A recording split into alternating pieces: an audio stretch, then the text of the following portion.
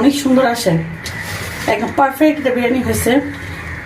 আমাদের চিকেন ছোট ছোট করে কেটে নিচ্ছি, চিকেন বিরিয়ানি করবো। আমরা আগে একটা বিরিয়ানি খাইতাম, যে ফ্যামিলি মেম্বার অনেক থাকতো, চিকেনটা ছোট ছোট করতো, ওই বিরিয়ানিটা অনেক মজা হইতো। তো এইখানে আমি আলু আর মুরগির মাংস ছোট ছোট কেটে নিচ্ছি, একবার দিয়ে নিচ্ছি, বেজে নিচ্ছি, একদম লাল লাল করে ভাজবো এটাকে। এখানে নিচ্ছি মুরগিটা কেটে লাল লাল করে ভেজে তারপর মশলা দিয়ে কষাবো।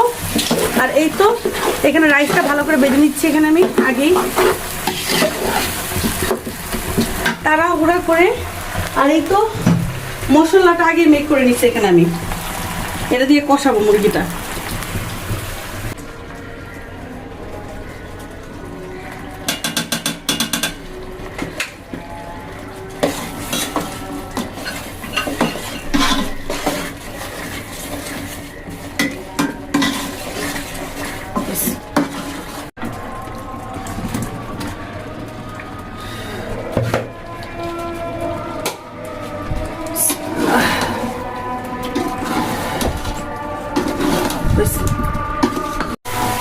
এই যে আমার মাংস অলরেডি কষানো শেষ, এখানে হয়ে গেছে।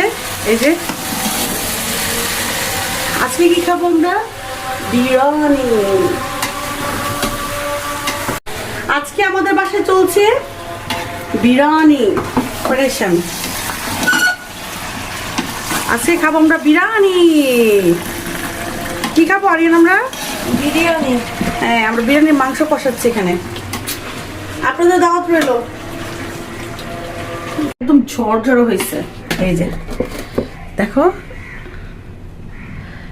একদম ঝরঝর হয়েছে। জাস্ট আমি এখন মিক্স করবো এটাকে। এই যে বিরিয়ানির চাল যদি ঝরঝরা না হয় একদম মজা লাগে না। এই যে আমার মতো একদম ঝরঝরা হইতে হবে, প্রত্যেকটা চাল ঝরঝরা হবে। এই যে এইভাবে, এই যে